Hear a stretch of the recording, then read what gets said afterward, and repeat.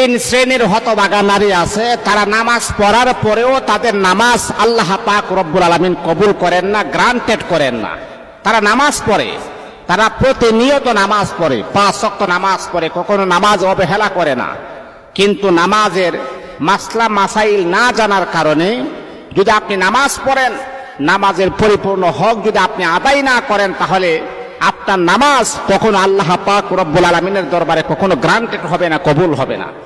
এই জন্য মা বোনদেরকে আমি দৃষ্টি আকর্ষণ করে বলবো, নামাজ পড়ার আগে নামাজের মাসলা মাসাইল, নামাজ কিভাবে পড়লে, কিভাবে নামাজ পড়লে আমার নামাজটা সুন্দর হবে, কিভাবে নামাজ পড়লে আমার নামাজটা কবুল হবে, কিভাবে নামাজ পড়লে আল্লাহ পাক রব্বুল আলামিন আমার নামাজটা অতি দ্রুত কবুল করে আমার জীবনের গুনাহকে আমার আল্লাহ মাফ করে দিবেন। অনেক মা বোনেরা নামাজ সম্পর্কে, নামাজের মাসলা মাসাইল সম্পর্কে আমরা অনেকে উদাসীন হয়ে আছি।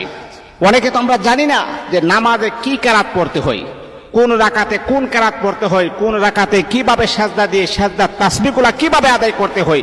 অনেক মা বোনেরা আমরা অনেকে জানি না। এই জন্য মা বোনদেরকে আমি বলবো, 3 শ্রেণীর হতভাগা নারী এমন, তারা নামাজ পড়ে কিন্তু তাদের নামাজ আল্লাহ পাক কখনো কবুল করেন না। এর মাঝে 1 নাম্বার হচ্ছে, অনেক নারী আছে দেখবেন নামাজ পড়ার পরে তারা যখন সেজদায় লুটিয়ে পড়ে, তখন দেখবেন তারা কুকুরের মতো সেজদা দেয়, হাতটা মাটির মাঝে লাগে তারা সেজদা দেয়। আল্লাহ রাসূল সাল্লাল্লাহু আলাইহি ওয়াসাল্লাম হাদিসে পাকের ভিতরে বলেছেন, এমন করে কুকুরের মতো সেজদা দেওয়ার কারণে আল্লাহ পাক রব্বুল আলামিন তার নামাজটাকে আমার আল্লাহ বাতিল করে দেন, তার নামাজটাকে আমার আল্লাহ একদম শেষ করে দেন। এই নামাজ দ্বারা আপনি কখনো আল্লাহ পাকের দিদার লাভ করতে পারবেন না। এই জন্য মা বোনেরা, যেহেতু আপনি আল্লাহ পাক রব্বুল আলামিনের বিধান যেহেতু আপনি পালন করবেন, 5 ওয়াক্ত নামাজ যেহেতু আদায় করি, এই জন্য নামাজ পড়ার আগে নামাজের মাসলা মাসাইল জানতে হবে। নামাজ কিভাবে পড়তে হয়, কিভাবে নামাজ পড়লে আল্লাহ পাক রব্বুল আলামিন আপনার নামাজকে আমার আল্লাহ কবুল করবেন, কিভাবে নামাজ পড়লে এই নামাজের দ্বারাতে আল্লাহ পাকের দিদার লাভ করবেন, কিভাবে নামাজ পড়লে এই নামাজের মাধ্যমে আল্লাহ পাক রব্বুল আলামিন আমার আপনার জিন্দেগির গুনাহকে মাফ করে দিয়ে আমার আল্লাহ আমাদেরকে জান্নাতি বানায় দিবেন। ওই নামাজকে আমরা ভালোভাবে, নামাজের তাহাজ্জুদ, নামাজের মাসলা মাসাইল ভালোভাবে আমাদের শিক্ষা অর্জন করতে হবে। অনেক মা বোনেরা আছে নামাজ পড়ে কিন্তু তাদের নামাজ আল্লাহ পাক রব্বুল আলামিন কখনো কবুল করেন না। এর মধ্যে 1 নাম্বার হলো, ওই সমস্ত মা বোনেরা যারা যখন সেজদা নামাজে লুটিয়ে পড়ে যদি আমি আপনি কুকুরের মতো সেজদা করি, আল্লাহর হাবিব বিশ্বনবী বলেন, কুকুরের মতো সেজদা দেওয়ার কারণে আমার আল্লাহ তার নামাজটাকে কখনো গ্রান্টেড করবেন না, কবুল করবেন না। এই জন্যে মা বোনেরা আমরা যারা আছি, এমন বদ অভ্যাস আমাদের মাঝে, আসলে এটা আমরা অনেকে জানি না, অনেকে না জানার কারণে এমন সমস্যা আমাদের হয়ে যায়। এই জন্যে কুকুরের মতো সেজদা দিয়ে নামাজ পড়লে এই নামাজ কি হবে না, কবুল হবে না। এই জন্য কুকুরের মতো সেজদা দেওয়া যাবে না, হাতটাকে উঁচা রাখতে হবে। এটা হচ্ছে 1 নাম্বার।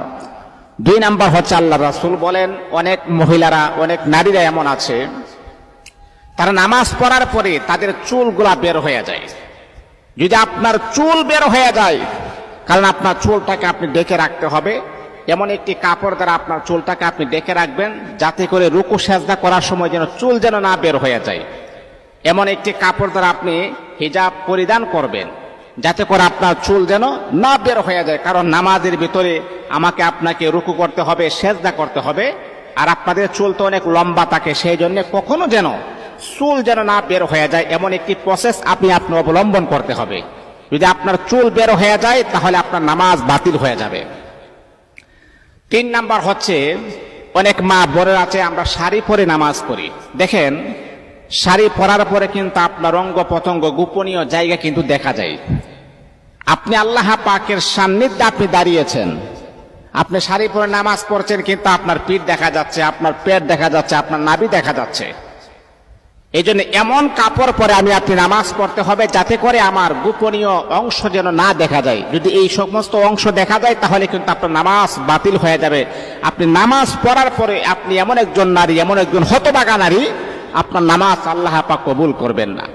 এই জন্য মুহতারাম হাজিরিন, মা বোনদেরকে আমি দৃষ্টি আকর্ষণ করে বলবো, নামাজ পড়ার আগে আমরা নামাজ কিভাবে আমাদের নামাজটা সহি হবে, কিভাবে আমাদের নামাজটা কবুল হবে, কিভাবে আমাদের নামাজটা খুব ভালোভাবে আল্লাহ পাকের দরবারে গ্রান্টেড হবে, এই নামাজের মাসলা মাসাইল আমরা ভালোভাবে জেনে ইনশাআল্লাহ তারপর নামাজ আমরা স্টার্ট করব। আর বিশেষ করে মা বোনদেরকে আমি বলবো, নামাজ পড়ার সময় আপনার গোপনীয় জায়গাগুলা ভালোভাবে দেখে রাখবেন। চুল যেন না দেখা যায়, পিঠ যেন না দেখা যায়, নাভি যেন না দেখা যায়, আর এমনকি কুকুরের মতো কখনো সেজদা দেওয়ার চেষ্টা করবেন না। এই তিনজন নারীর নামাজ কখনো কবুল হয় না। আল্লাহ পাক আমাদের মা বোনদেরকে নামাজ যাতে করে কবুল হয়, আমাদের মা বোনদেরকে ইসলামের সঠিক বোঝার যেন তৌফিক দান করুন।